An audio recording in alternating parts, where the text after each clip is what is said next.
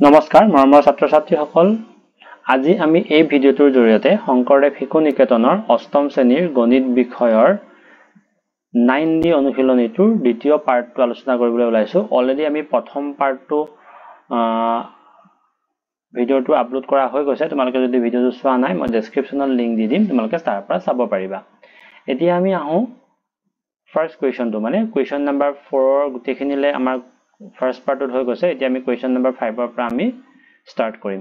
question number 5 টো এনে ধৰণৰ আছিল যদি a + b = -10 হয় a ৰ ভ্যালু 50 হয় তেন্তে a² + b² ৰ মান নিৰ্ণয় কৰিবলৈ দিছে আমাক তো এতিয়া আমি কেনেকৈ কৰিম সলিউশনটো কোন প্ৰথমে আমি কি কৰো যেকিটা আমাক দিয়া আছে তো আমি দিয়া আছে বুলি লিখি কি দিয়া আছে আমি পাতি লম a + b = আমাৰ -10 দিয়া আছে ab = 50 দিয়া আছে এতিয়া আমি ফাৰ্স্ট ভিডিঅ'টোত আমি কিছুমান ফৰ্মুলাৰ কথা উল্লেখ কৰিছিলো তাত মই গোটেই ফৰ্মুলাখিনি দিয়ে দিছিলো তথাপি আমি এবাৰ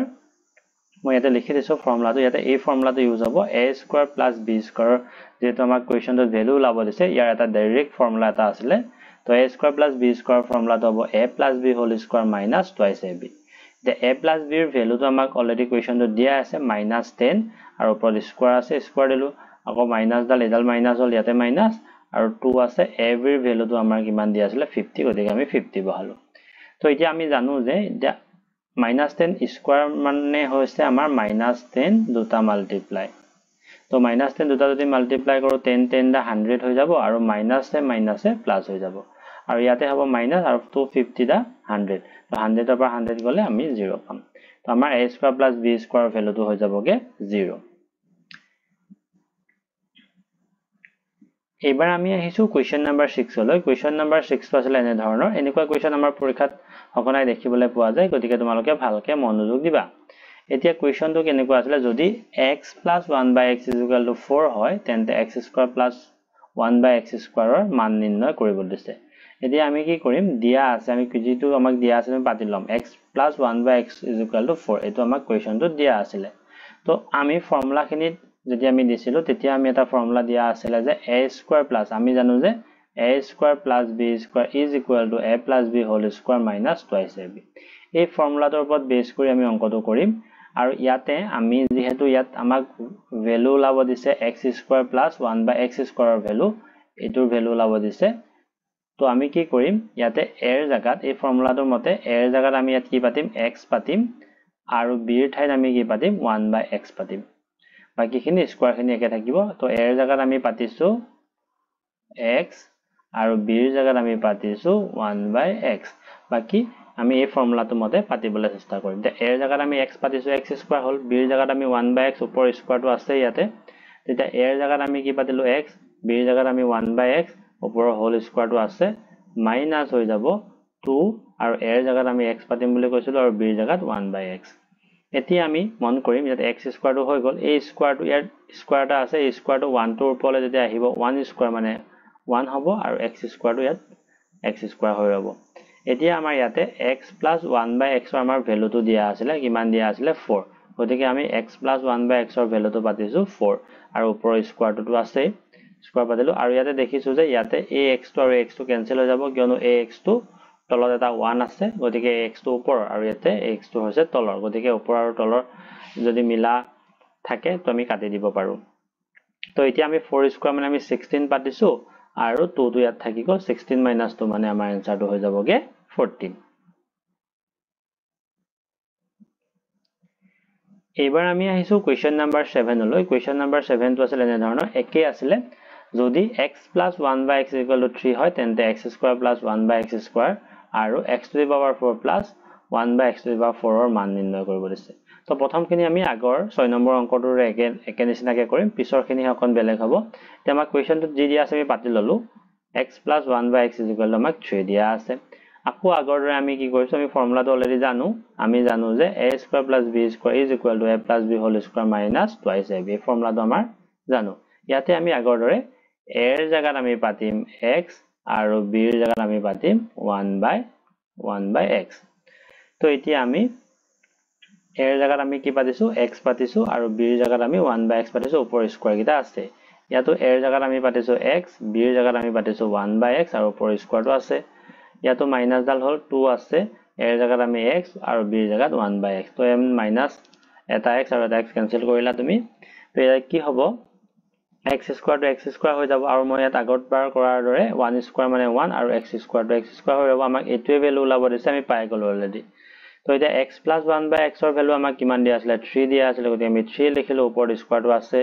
মাইনাস দিলা আৰু এটা কেনসেল হৈ গল থাকিলে 2 3 স্কয়াৰ মানে হল 9 আৰু 2 টো থাকিলে 9 - 2 হবগে আমাৰ 7 তো আমি প্ৰথম x square + 1/x square value পাই গলো আমি 7 এতিয়া আমি কি কৰিম এই ফৰ্মুলাটোৱে বহাম এই ফৰ্মুলাটোৰ মতে বহাম আমি ইয়াত কি বহাম মুঠতে এৰ জাগাত আমি x স্কয়াৰ বহাম আৰু b ৰ জাগাত আমি 1/x স্কয়াৰ বহাম এই ফৰ্মুলাটোতে আমি বহাম পিছৰখিনি কৰিবৰ কাৰণে গতিকে এৰ জাগাত আমি কি বহাইছো ইয়াত তোমালোকে মন কৰিলে গম পাবা যে এৰ জাগাত মই ইয়াতে বহাইছো x স্কয়াৰ ওপৰৰ স্কয়াৰটো আছে এটা x স্কয়াৰ ফৰ্মুলাটোৰ মতে আছে খালি আমি কি কৰিছো এৰ জাগাত ইয়াত যেনেকৈ এই ফৰ্মুলাটো ইয়াত যে আছে এৰ জাগাত আমি x পাতিছো আৰু b ৰ জাগাত আমি কি পাতিম 1/x স্কয়াৰ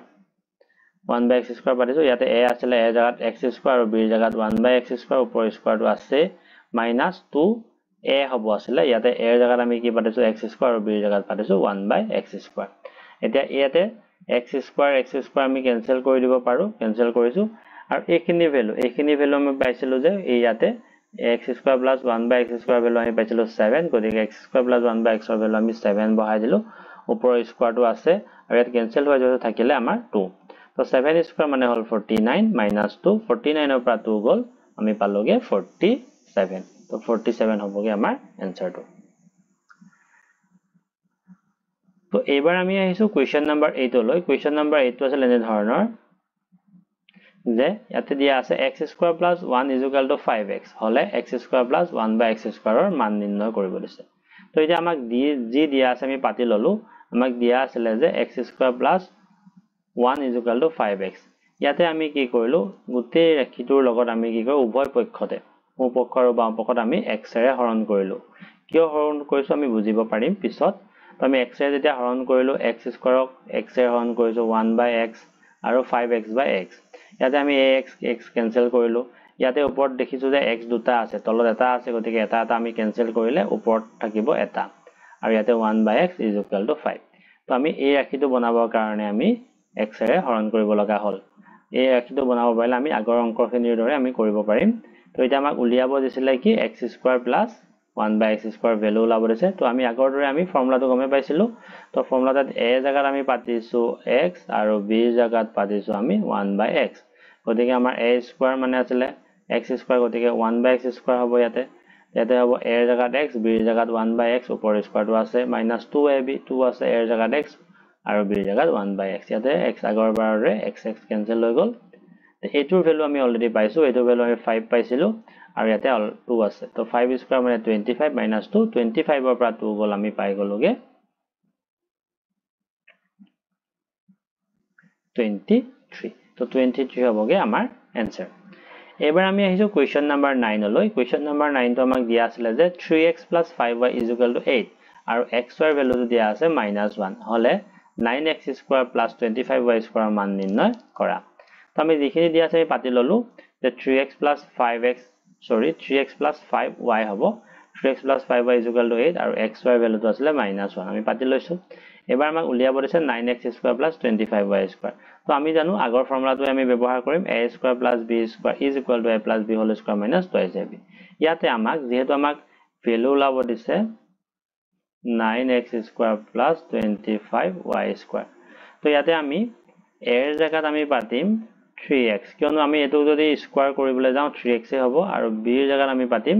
5y কিয়নো আমি 5y যদি স্কয়াৰ কৰো 25y² পাম আৰু 3x ক যদি স্কয়াৰ কৰো 9x² পাম গতিকে আমি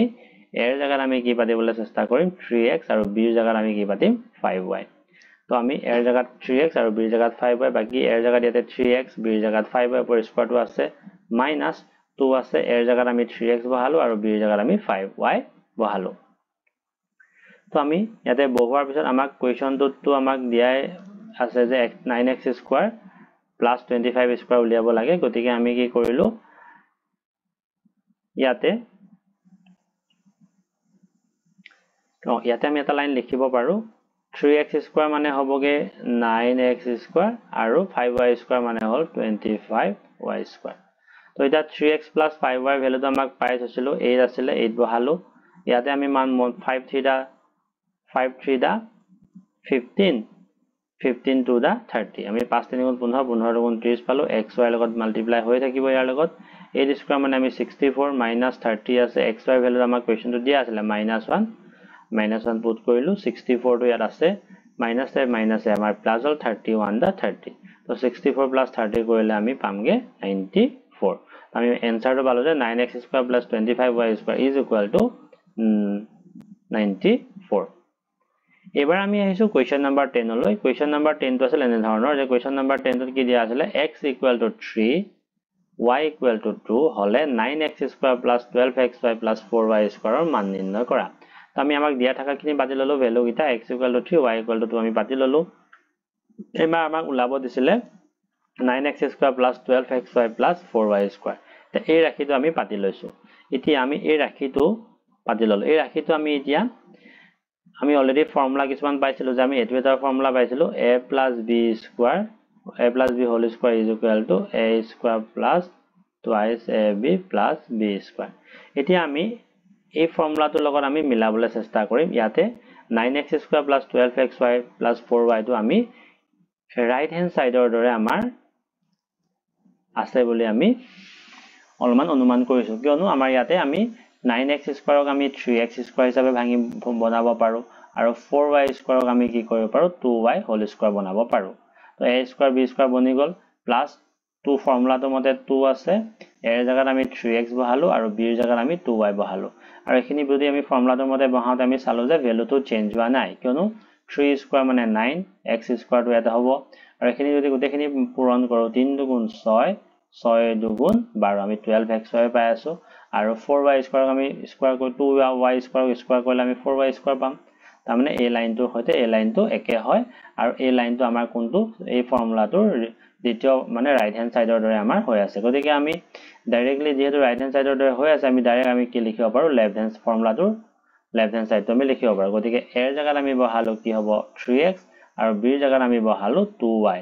ওপৰত স্কয়াৰটো আছে এতিয়া আমি 3 to 2 ইয়াত আছে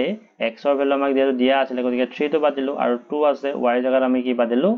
2 পাতিলো এটা 3 3 দা 9 2 2 দা 4 ওপৰত স্কয়াৰটো আছে 9 আৰু 4 যদি আমি প্লাস কৰো 13 পাম ওপৰত স্কয়াৰটো আছে 13 স্কয়াৰ মানে হ'বগে আমাৰ 169